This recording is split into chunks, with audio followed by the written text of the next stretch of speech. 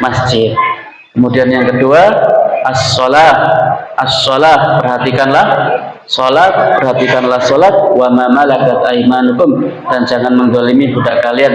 Dalam riwayat yang lain, ittaqullah fin nisa, bertakwalah kalian kepada Allah fin nisa, dalam urusan wanita.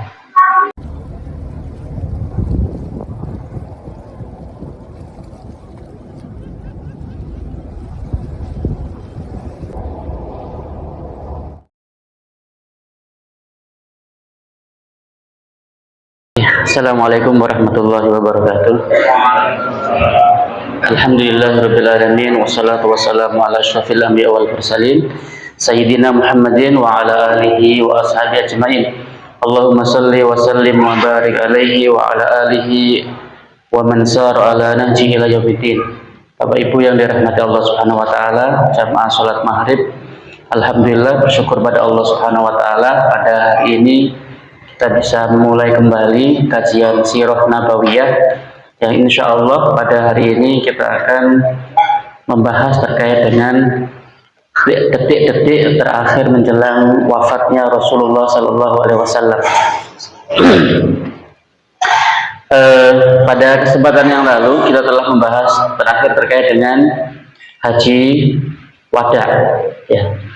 Nah, Bapak dan Ibu yang dirahmati Allah Subhanahu Wa Taala, terkait dengan wafatnya Rasulullah, penyebab wafatnya Rasulullah Sallallahu Alaihi Wasallam itu tidak terlepas dari peristiwa pada tahun ke-7 Hijriah. Apa peristiwa tahun ke-7 Hijriah? Ketika penaklukan Khaybar, maka kemudian Rasulullah dihadiahi seorang wanita berupa daging kambing yang sudah dibakar dan dibubuhi racun. Dan wanita itu tanya, bagian mana yang paling disukai oleh Rasulullah? Yang paling disukai oleh Rasulullah itu adalah bagian paha. Maka kemudian racun yang paling banyak itu adalah di sekitar paha.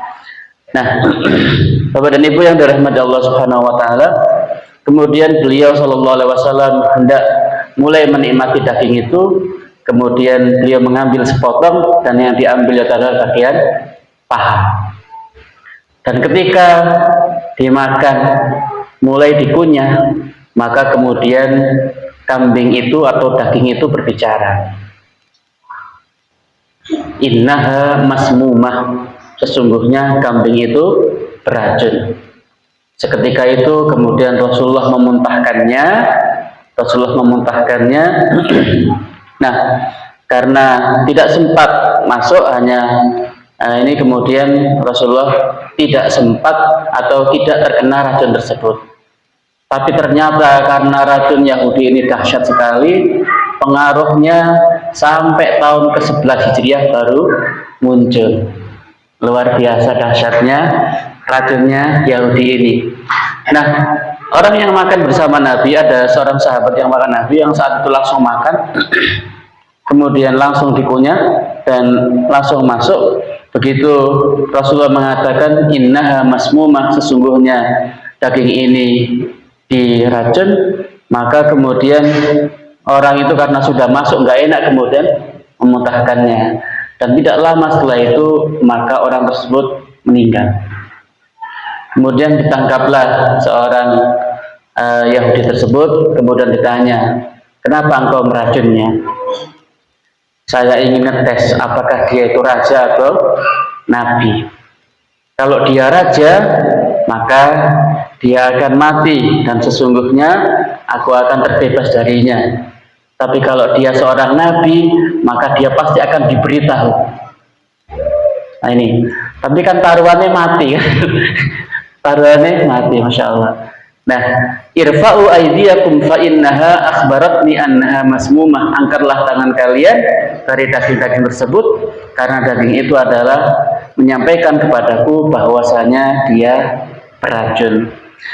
Nah, Bapak dan Ibu yang dirahmati Allah Subhanahu wa taala, karena itu dalam riwayat yang lain ketika Rasulullah mengalami sakit yang luar biasa di punggungnya, maka Rasulullah mengatakan kepada Aisyah, "Ya Aisyah, la ma azalu ajidu alamat ta'ami alladhi akaltu bi Khaybar fahada awan wajadtu inqita'a abhari min dalika sam.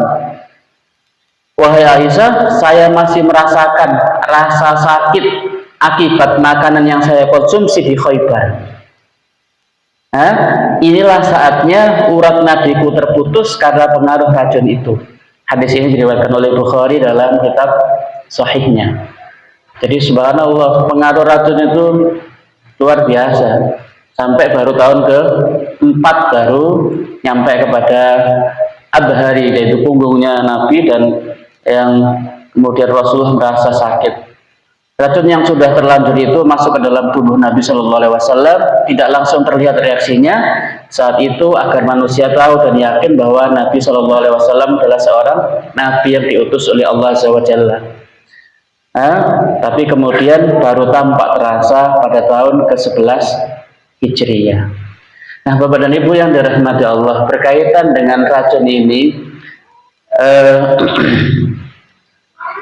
ada satu fenomena bahwasanya Khalid bin Walid itu pernah disuruh makan sesuatu yang beracun. Nah, kemudian Khalid bin Walid ingin menegaskan bahwasanya semuanya itu adalah takdir Allah, dan semuanya itu hidup dan mati itu ditentukan oleh Allah Subhanahu wa Ta'ala. Maka kemudian ditantang Khalid bin Walid oleh pasukan non-muslim itu. Maka kemudian Khalid bin Walid, kalau kamu muslim, kalau kamu yakin, maka minum ini racun. Maka kemudian Khalid bin Walid mengatakan, Bismillahi la yadurru ma'asmi syai'un fil ardu wala fis sama. Diminum racun itu, qadarullah, tidak berpengaruh. Tapi ini Khalid jangan ditiru, Pak. Ini Khalid bin Walid. Nah ini Bapak dan Ibu yang dirahmati Allah Subhanahu wa Ta'ala. Ini Khalid bin Walid, terkait dengan racun ini ada peristiwa itu dan ada peristiwa Khalid bin Walid. Nah, kemudian Bapak dan Ibu yang dirahmati Allah, sesungguhnya isyarat wafatnya Nabi itu sudah ada pada tahun-tahun sebelumnya. Pada tahun ke-10 Hijriah, ketika Nabi Shallallahu Alaihi Wasallam melaksanakan ibadah haji yang disebut dengan Hajjatul Wada, maka Rasulullah mengatakan, khudhu anni manasikakum, ambillah dariku tata cara ibadah haji kalian. Fa'in la'alli la alqakum ba'da ami hadza. Setelah tahun ini boleh jadi aku tidak akan berjumpa dengan kalian lagi. Jadi Rasulullah sudah mengisyaratkan itu ketika haji wada itu. Tapi orang nggak ada yang sadar dengan hal itu. Rasulullah juga sering kemudian kullu nafsin dha'iqatul maut, setiap jiwa akan mati. Tapi kemudian sahabat-sahabat nggak ada yang sadar, karena saking cintanya selalu ingin bersama Nabi, maka hal-hal itu tidak terpikirkan. Begitu juga ketika turun ayat idza jaa nasrullahi wal fath wa ra'aitan nasa yadkhuluna fi dinillahi afwaja fasabbih bihamdi rabbika wastaghfir innahu kana tawwaba. Ketika ayat ini turun, maka Ibnu Abbas langsung kemudian menangis. Ibnu Abbas menangis kemudian mengatakan, hadhi isyaratun ila qurbi ajalin nabi. Ini adalah isyarat terkait dengan dekatnya ajal Rasulullah. Kenapa? Karena kalau Allah sudah memenangkan Islam ini, penduduk-penduduk sekitar semuanya masuk Islam, yadkhuluna fi dinillahi afwaja, maka risalah ini sudah selesai. Misi Nabi sudah selesai, dan Rasulullah akan kembali ila rafiqil a'la, ke tempat yang tinggi di sisi Allah Subhanahu wa Ta'ala. Maka Ibnu Abbas menangis. Nah, dan ini dalam surat An-Nasr. Nah, begitu juga kemudian dikuatkan dengan haji wada. Nah, kemudian pada bulan Ramadan, Bapak dan Ibu yang dirahmati Allah Subhanahu wa Ta'ala, tahun ke-10 Hijriah, biasanya Rasulullah itu iktikaf 10 hari di bulan Ramadan. 10 hari. Tapi pada tahun ke-10 Hijriah, Rasulullah iktikaf 20 hari. Di tahun wafatnya itu, bulan Ramadan kemarin, Rasulullah itu iktikaf 20 hari. Rasulullah iktikaf 20 hari, biasanya Jibril tadarusan bersama Nabi dan menghatamkan sekali. Tapi di tahun ke-10 Hijriah, Nabi menghatamkan Al-Quran itu 2 kali.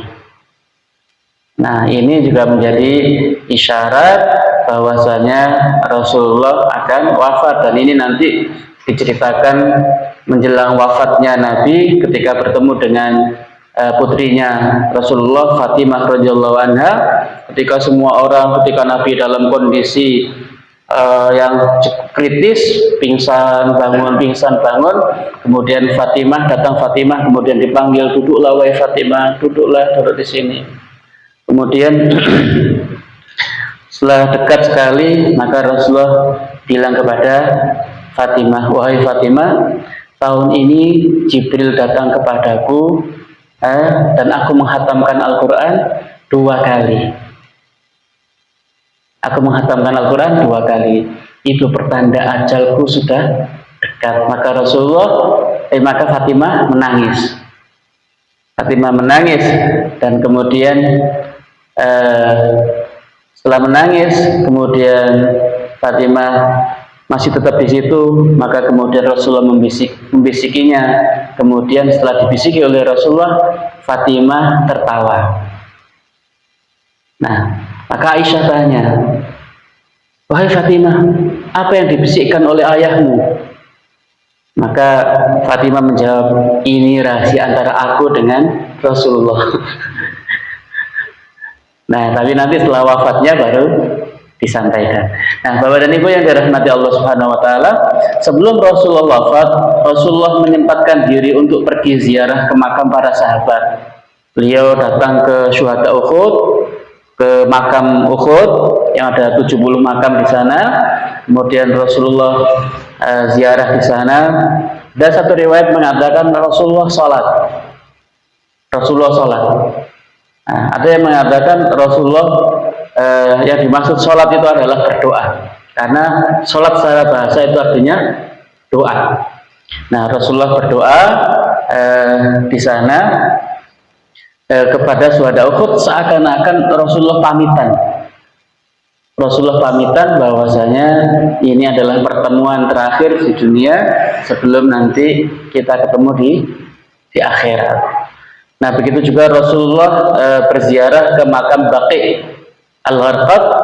Di tengah malam beliau datang ke makam Baqi' dan kemudian beliau berdoa di sana. Nah, ini sebelum wafatnya Nabi Shallallahu Alaihi Wasallam. Kemudian pada bulan Rasulullah mulai sakit pada bulan Safar tahun ke-11 Hijriah. Nah, pada satu hari Nabi Shallallahu Alaihi Wasallam kembali dari pemakaman Baqi' dan mendapati Aisyah radhiyallahu an dalam kondisi pusing dan Aisyah berkata, "Wa Rasulullah, alangkah sakitnya kepalaku."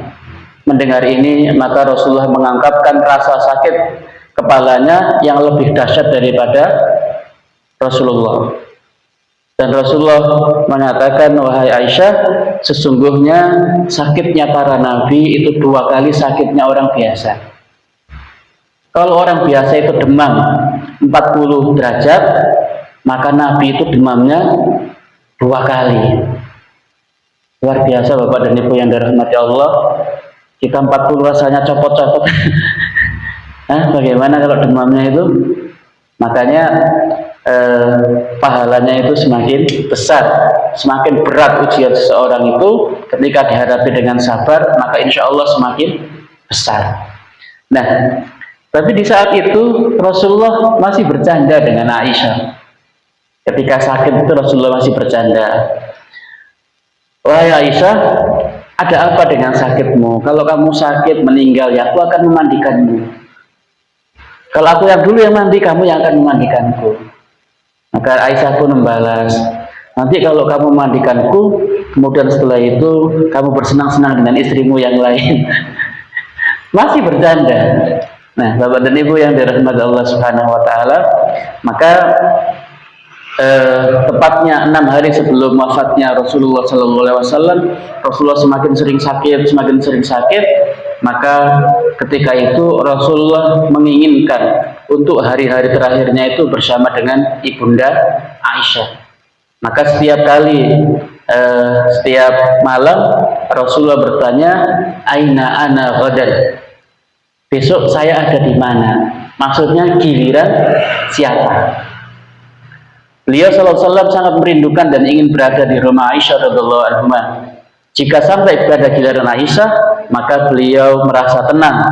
Hari terus berlalu, penyakit yang beliau SAW derita semakin berat dan parah, namun terus berpindah-pindah di rumah dari satu istri ke istrinya yang lain. Bapak dan Ibu yang dirahmati Allah, memang rumahnya tidak berjauhan, ya. Memang ya beda-beda bilik, beda kamar, gitu aja. Jadi kan kalau panjenengan ke Masjid Nabawi yang ada kuba-kuba kecilnya, nah itu rumah Nabi Shallallahu Alaihi Wasallam. Nah, maka Rasulullah mengatakan baina baiti wa mimbari raudhatun min riyadil jannah. Baina baiti, antara rumahku yang rumah Nabi yang dimana di situ ada jasad Rasulullah dimakamkan. Nah, itu rumah Nabi karena Rasulullah dimakamkan di kamarnya Aisyah. Baina baiti wa mimbari raudhatun min riyadil jannah. Itu adalah taman di antara taman-taman surga. Yang sekarang ngantrinya harus pakai aplikasi kan gitu. Nah ini. Gak bisa langsung antri gitu, tapi pakai aplikasi. Nah ini. Nah, Bapak dan Ibu yang dirahmati Allah, dan semua pintu di rumah Nabi dan rumah-rumah sahabat pun dekat-dekat dengan rumah Nabi, dan tidak ada rumah yang nyambung ke dalam rumahnya Nabi di antara para sahabat kecuali rumahnya Abu Bakar. Di rumahnya Abu Bakar itu pintunya nyambung dengan masjid, nyambung dengan rumah Rasulullah Sallallahu Alaihi Wasallam. Nah, ini terkait dengan keutamaan Abu Bakar. Kemudian Bapak dan Ibu yang dirahmati Allah, ketika Rasulullah sakit pada hari Kamis 5 hari menjelang Rasulullah wafat, maka Rasulullah mengatakan, da'uni falladhi ana fi khair usikum bi thalas. Biarkanlah aku, bebaskan aku dari semua perselisihan. Usikum bi thalas, aku berwasiat kepada kalian 3 hal. Akhrijul musyrikina min jaziratil Arab. Keluarkanlah orang-orang musyrik dari jazirah Arab. Kemudian yang kedua, wa ajizu al-wafda binahwi ma kuntu ujizuhum bihi.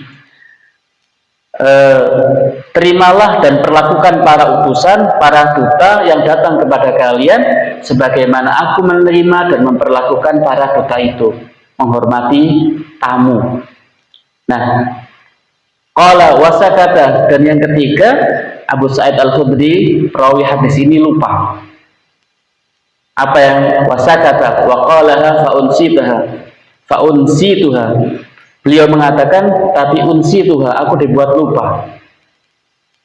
Jadi ini diantara wasiat Rasulullah 5 hari menjelang wafatnya Nabi Sallallahu Alaihi Wasallam.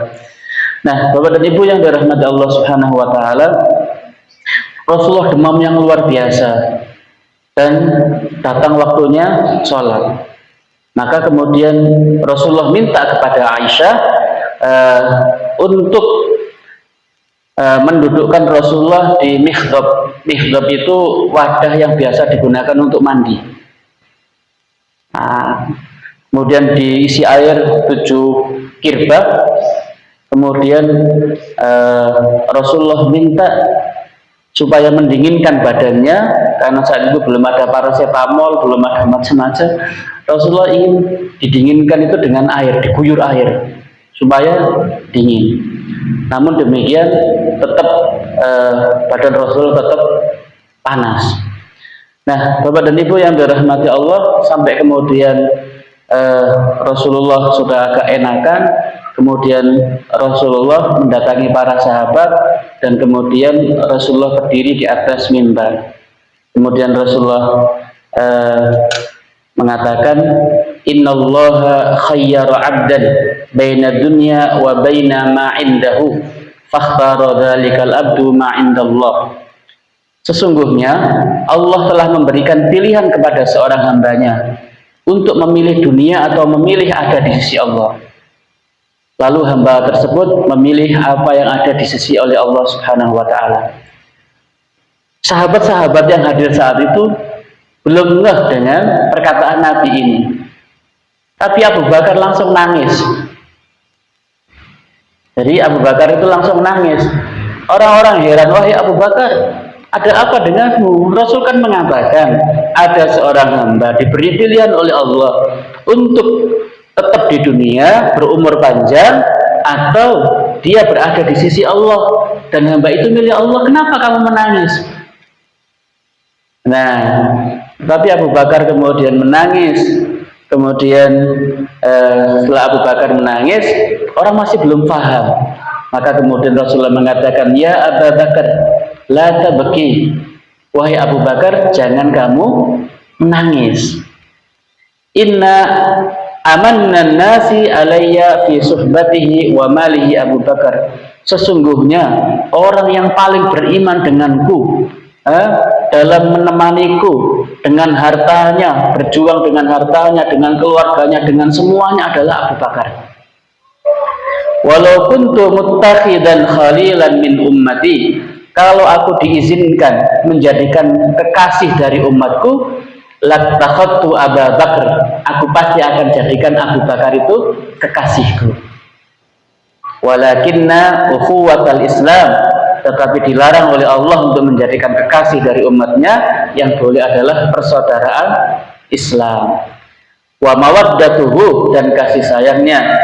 La yabqayanna fil masjidi bab illa sudda illa babu Abi Bakar. Maka di masjid ini tidak boleh ada pintu yang tertutup kecuali pintunya Abu Bakar. Jadi yang boleh nyambung dengan pintunya masjid itu hanya pintu Abu Bakar. Nah, ini sebenarnya saya sudah tunjukkan gambarnya, tapi qadarullah. Nanti kalau di Masjid Nabawi, jangan ada satu tempat namanya Khawkhatu Abi Bakar. Khawkhah itu satu pintu yang nyambung antara rumah Nabi dengan Abu Bakar. Masjid Nabi dengan Abu Bakar. Nah, dan ini sudah ditulis Khawkhatu Abi Bakar.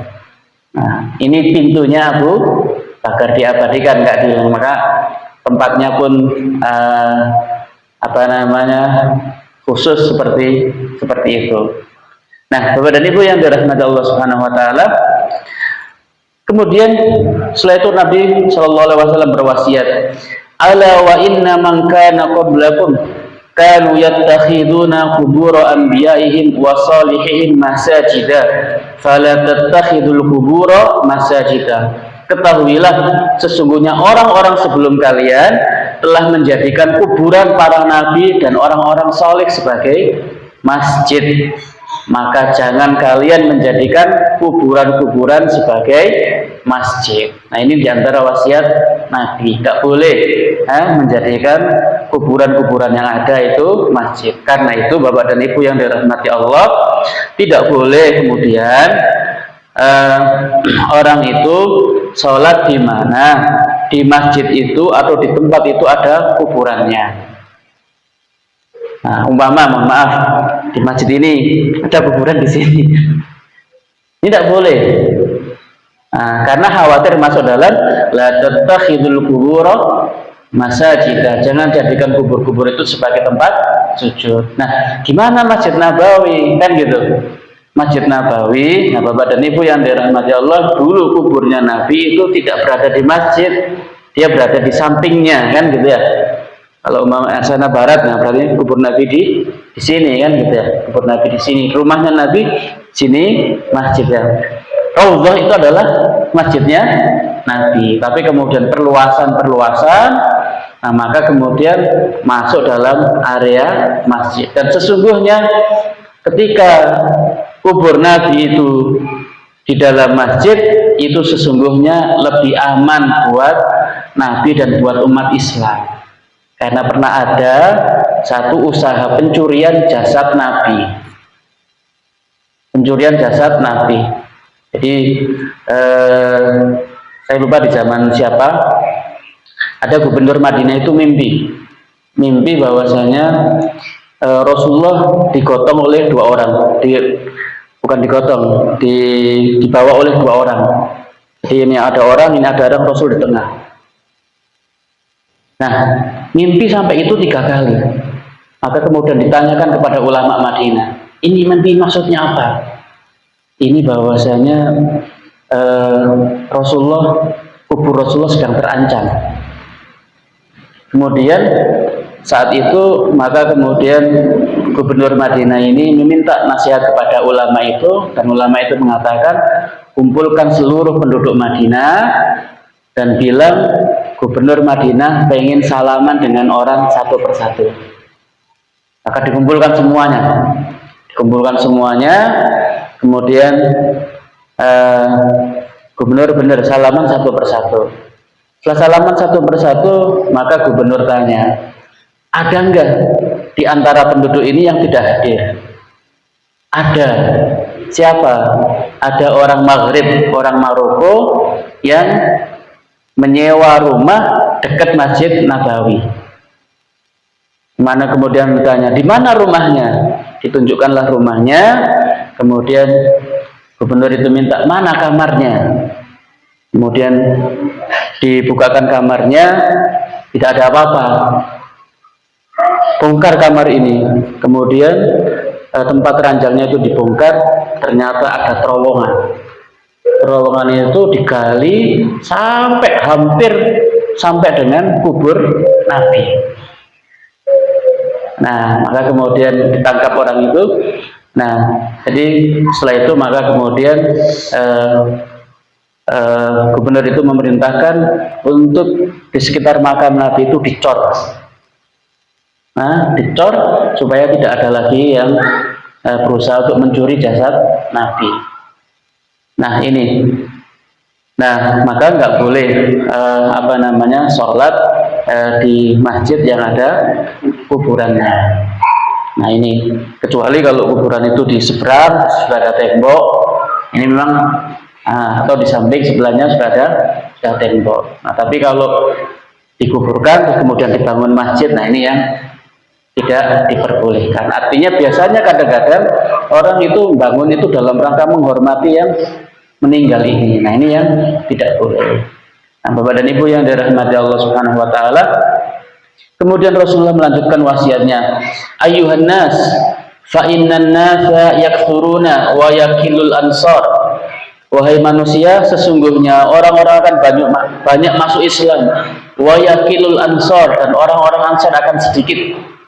Faman yakunu fin nasi bi manzilatil milhi fit ta'am, maka orang-orang Ansar nanti itu kondisinya seperti garam di antara makanan.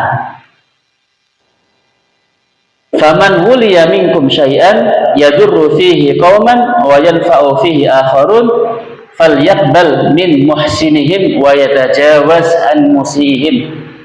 Maka kalau ada di antara kalian yang menjadi pemimpin dan ada orang yang menasihati di antara kalian, maka terimalah dari yang baik-baik dan maafkan yang buruk.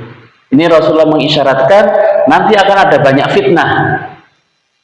Nah, setelah itu, maka ada orang yang menasihati, maka terimalah nasihat-nasihat itu, masukan-masukan itu dari orang yang baik, dan maafkan orang-orang yang berbuat buruk. Nah, Bapak dan Ibu yang dirahmati Allah, kemudian Rasulullah sudah semakin sakit parah dalam kondisi demam. Fatimah radhiyallahu anha datang dan menangis, kemudian beliau tertawa. Setelah itu maka Rasulullah Fatimah ditanya oleh Aisyah, wahai Fatimah, apa yang membuatmu, kenapa kamu ketika datang kepada Nabi kamu ketawa. Kemudian kamu sebentar kemudian kamu kamu menangis, kemudian kamu tertawa. Kemudian Fatimah tidak memberitahukannya, tapi setelah Rasulullah diwafatkan, baru kemudian beliau cerita. Beliau mengatakan dalam riwayat satu riwayat Muslim dikatakan, akhbarani anna Jibril kana yu'ariduhul Qur'an fi kulli sana marrah aw marrataini wa innahu aradahul an marrataini. Beliau memberitahukan bahwa Jibril dan beliau biasanya bertadarus Al-Quran 1 atau 2 kali dalam setiap tahun. Dan kini beliau bertadarus kepadanya atau Jibril sebanyak 2 kali. Kemudian Rasulullah mengatakan, wa inni la ara al-ajala illa qad iqtaraba fattaqillaha wasbiri fa innahu ni'mas salafu ana laki fabakaitu bukai alladhi ra'aiti. Sesungguhnya aku Rasulullah tahu bahwa ajalku telah dekat, oleh karena itu bertakwalah kepada Allah dan bersabarlah, sesungguhnya sebaik-baik pendahulumu adalah aku. Fatimah berkata, mendengar bisikan itu maka aku menangis. Berarti Rasulullah ayahnya sebentar lagi akan wafat. Tapi nggak lama setelah itu ketika Rasulullah melihat Fatimah menangis, maka Fatimah melanjutkan, falamma ra'a jaza'i sarrani atsaniyah. Ketika Rasulullah SAW melihat kesedihan saya, maka beliau pun berbisik lagi kepada saya, ya Fatimah, ama tardo an takuni sayyidata nisa'il mu'minin. Apakah kamu tidak ridho menjadi pemimpin para istri orang-orang mukmin dan sebaik-baiknya wanita umat ini? Faqalat fadhahiktu dhahiki, maka aku ketawa seperti engkau melihat aku tertawa saat itu. Nah, Bapak dan Ibu yang dirahmati Allah, kemudian Rasulullah mengatakan, Fatimah bertanya, siapa nanti yang pertama kali menyusulmu? Maka Rasulullah mengatakan, engkau yang pertama kali menyusulku. Nah, maka tidak lama dari itu, sekitar 3 bulan, dalam 6 bulan, maka kemudian Fatimah meninggal dunia. Nah, wafat menyusul ayahnya Rasulullah SAW. Bapak dan Ibu yang dirahmati Allah Subhanahu Wa Taala, ketika Rasulullah sakit, istri-istri beliau menunggu di luar kamar. Menunggu di luar kamar. Nah, ketika menunggu di luar kamar, ada seorang istri Nabi yang dulunya hijrah ke Habasyah, itu cerita,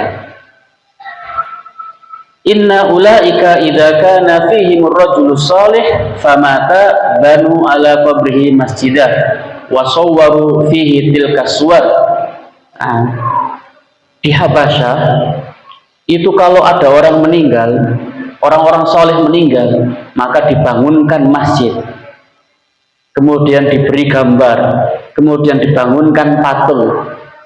Nah, mendengar itu, maka Rasulullah mengatakan, ulaika syirarul khalqi indallahi azza wa jalla. Jadi Rasulullah masih sakit, tapi Rasulullah ketika mendengar kemusyrikan, Rasulullah langsung komentar, mereka itu adalah seburuk-buruk makhluk di sisi Allah, dan mereka itu adalah seburuk-buruk makhluk di sisi Allah nanti pada hari kiamat.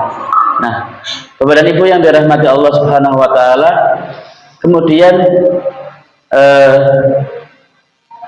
Rasulullah sangat perhatian kepada sholat para sahabat. Rasulullah dipapa oleh 2 orang sahabat di masjid, ke masjid, dan Aisyah mengatakan, ka'anni anduru rijlaihi takhattanil arda minal waj'i.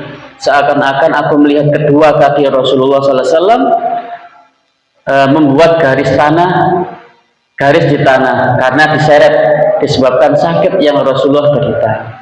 Jadi Bapak dan Ibu yang dirahmati Allah, jadi kakinya ini dipapah itu enggak menjejak, tapi terseret, akhirnya membuat garis di tanah. Dan dulu belum ada seperti sekarang, dulu kan pasir itu. Nah, ini saking sakitnya Rasulullah sampai kakinya itu gak bisa dijejakkan di tanah, akhirnya kemudian Rasulullah diseret. Nah, Bapak dan Ibu yang dirahmati Allah Subhanahu wa taala, Rasulullah kemudian sholat zuhur, dipapah dan didudukkan dan sholat di samping Abu Bakar radhiyallahu anhu. Abu Bakar radhiyallahu mengikuti sholat Nabi, jadi Rasulullah di depan seperti ini, kemudian Abu Bakar di sampingnya berdiri. Abu Bakar karena Rasulullah nggak bisa berdiri. Nah, Abu Bakar radhiyallahu anhu mengikuti sholat Rasulullah, sementara para sahabat tetap sholat mengikuti Abu Bakar radhiyallahu anhu. Nah ini, jadi tetap imamnya adalah Rasulullah. Nah, mungkin ini yang ditiru oleh Az-Zaitun gitu ya, ada imam dua. Nah, kemudian ketika Isya, ini adalah sholat berjamaah terakhir. Kejadian ini terjadi pada sholat zuhur pada hari Kamis. Sholat itu adalah sholat terakhir yang dilaksanakan oleh Rasulullah SAW berjamaah bersama para sahabat. Nah, kemudian pada waktu sholat Isya di hari Kamis, tadi kan zuhur, Isya Rasulullah ingin sholat. Nah, tapi Rasulullah tidak kuat karena panasnya luar biasa. Sampai Rasulullah kemudian minta diguyur air. Setelah diguyur air, Rasulullah kemudian agak enakan dikit, kemudian bertanya, "Asallan nas, apakah orang-orang sudah sholat?" Qalu la hum yantadirunaka ya Rasulullah. Mereka menunggumu hai Rasulullah. Jadi orang Isya itu mereka di masjid belum sholat, nunggu Rasulullah keluar dari kamar. Za'uli ma fil makhdab. Taruhkan air untukku pada makhdab. Jadi Rasulullah minta diguyur air supaya bisa badannya enakan. Tapi kemudian Rasulullah setelah diguyur bangun, Rasulullah pingsan, bangun pingsan sampai 3 kali. Nah, setelah 3 kali dan merasa Rasulullah nggak kuat, kemudian Rasulullah mengatakan, "Muru Abi Bakrin fal yusalli bin nas." Suruhlah Abu Bakar, hendaklah dia sholat bersama para sahabat. Nah, kemudian Aisyah mengatakan, "Inna Abu Bakrin rajulun raqib, idza qara'a al-Qur'an la yamliku dam'ahu." Wahai Rasulullah, sesungguhnya Abu Bakar seorang yang sangat peka hatinya, mudah menangis jika beliau radhiyallahu anhu membaca Al-Quran, beliau tidak bisa menahan air matanya. Abu Bakar ini orangnya bakak, orangnya ini yang nangisan, sensitif. Baca Al-Fatihah nangis. Nah, Abu Bakar, dan kalau sudah nangis nggak bisa lanjut. Maka Aisyah nggak pengen ayahnya itu jadi omongan orang, gitu. Illa karahiyah, wallahi ma bi illa karahiyah ayyatasa'aman nas bi awwali man yaqumu fi maqami Rasulullah. Ketika Aisyah mengatakan, "Jangan ya Rasulullah, jangan Abu Bakar ya Rasulullah, perintahkan yang lain." Kemudian Rasulullah mengatakan, "Muru Abu Bakar." Perintahkan Abu Bakar. "Jangan ya Rasulullah, muru Abu Bakar." Sampai kemudian Rasulullah agak marah. Ini Aisyah gak nurut-nurut ini. Nah, kemudian akhirnya Rasul kemudian perintahkan utusan untuk mendatangi Abu Bakar, dan sholatlah orang bersama Abu Bakar di hari Kamis sholat Isya. Nah, 3 hari sebelum wafatnya Nabi Shallallahu Alaihi Wasallam, Rasulullah bersabda, "Ahsinudzan billah." Berbaik sangkalah kalian kepada Allah Subhanahu Wa Taala. Nah ini. Kemudian pada tanggal 12 Rabiul Awal, saat Rasulullah bersiap, saat sahabat-sahabat bersiap menunaikan sholat subuh diimami oleh Abu Bakar, tepatnya pada hari Senin tanggal 12 Rabiul Awal, menurut mayoritas ulama, beliau SAW membuka kain penutup yang menutupi kamar Aisyah. Jadi kamar Aisyah yang sekarang ada wafat, ada kuburnya Nabi, dibuka. Orang-orang sedang bersof bersama Abu Bakar. Maka orang-orang mengira bahwasanya Rasul akan datang. Rasul akan datang, tapi ternyata Rasulullah tidak datang.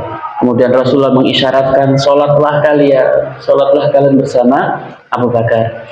Beliau sallallahu alaihi wasallam terlihat berseri-seri, selalu tersenyum. Hampir saja kaum muslimin terpengaruh dalam salat mereka dengan senyum Rasulullah sallallahu alaihi wasallam. Merasakan ini Abu Bakar radhiyallahu anhu mundur. Jadi Abu Bakar jadi imam, ketika dilihat oleh Rasulullah mundur. Nah, karena menyangka Rasulullah sallallahu alaihi wasallam akan keluar dari kamar Aisyah. Tapi kemudian Rasulullah mengisyaratkan jangan mundur, tetap jadi imam. Maka mereka pun sholat bersama Rasulullah. Lalu beliau sallallahu alaihi wasallam menutup kembali kain tabir itu. Para sahabat menyangka bahwasanya Rasulullah sudah mulai sembuh dari sakitnya.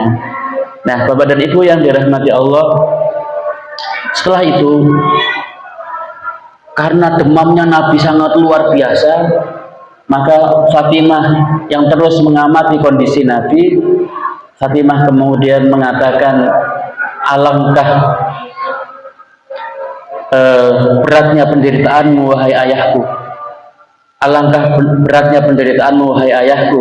Maka Rasulullah mengatakan, laisa ala abika karbun ba'dal yaum, sesungguhnya setelah ini tidak ada penderitaan lagi yang mendera bapakmu. Kepada Ibu yang dirahmati Allah, kemudian di akhir sebelum wafat Rasulullah mengatakan, as-salah wattaqullaha fima malakat aimanukum. Perhatikanlah salat kalian dan hendaklah kalian bertakwa kepada Allah Azza wa Jalla dalam urusan budak-budak kalian. Artinya jangan mendolimi budak-budak kalian. Kemudian dalam kondisi yang seperti itu, Bapak dan Ibu yang dirahmati Allah, Abdurrahman bin Abu Bakar, saudaranya Aisyah datang dan Abdurrahman bin Abu Bakar itu membawa siwak di sakunya. Maka kemudian Rasulullah melihat saja siwak itu. Kemudian Aisyah mengatakan, akhudhuhu lak, apakah engkau ingin aku ambilkan siwak itu? Kemudian Rasulullah mengangguk.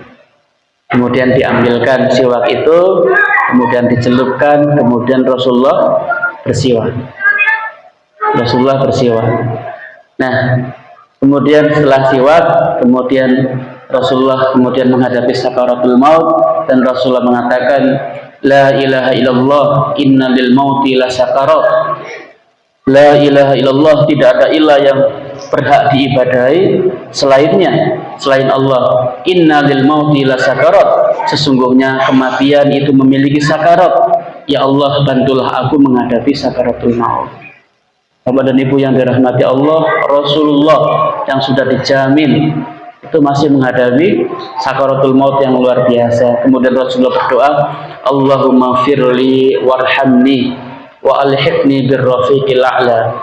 Ya Allah, ampunilah dosaku, karuniakanlah rahmatmu kepadaku, dan angkatlah aku ke ar-rafiqul a'la, masukkan aku ke dalam surga bersama orang-orang yang baik.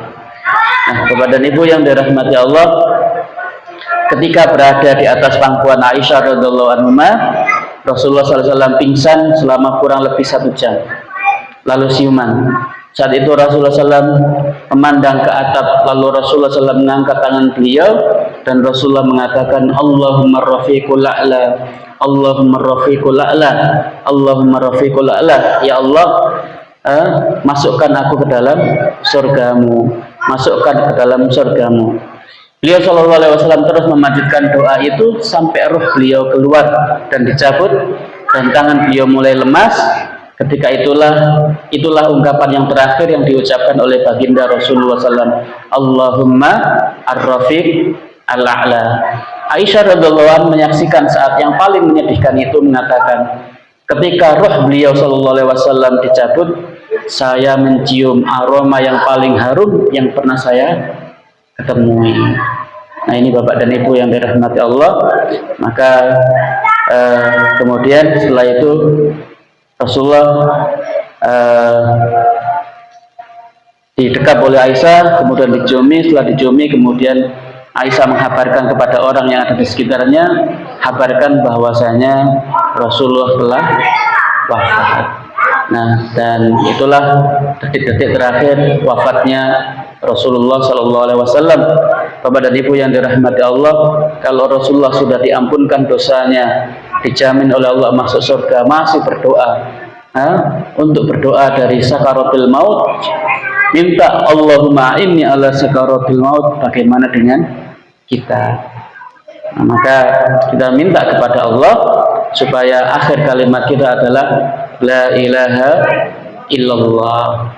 Demikian yang bisa menyampaikan, mudah-mudahan ada manfaatnya dan semoga kita bisa mengambil ibrah. Dan diantara ibrah wasiat Rasulullah adalah jangan menjadikan kubur-kubur itu menjadi masjid. Kemudian yang kedua, as-shalah, perhatikanlah salat, perhatikanlah salat, wa ma malakat aimanukum, dan jangan menggolimi budak kalian. Dalam riwayat yang lain, ittaqullah fin nisa, bertakwalah kalian kepada Allah fin nisa, dalam urusan wanita. Nah, dalam urusan wanita, riwayat yang lain yang tidak ada di riwayat ini. Nah, mudah-mudahan kita bisa mengambil ijrah dan semoga Allah kumpulkan kita nanti di surganya bertemu dengan Rasulullah Sallallahu Alaihi Wasallam. Amin Allahumma amin. Subhanallah bihamdika, asyhadu an la ilaha illa anta, astaghfiruka wa atubu ilaik. Assalamualaikum warahmatullahi wabarakatuh.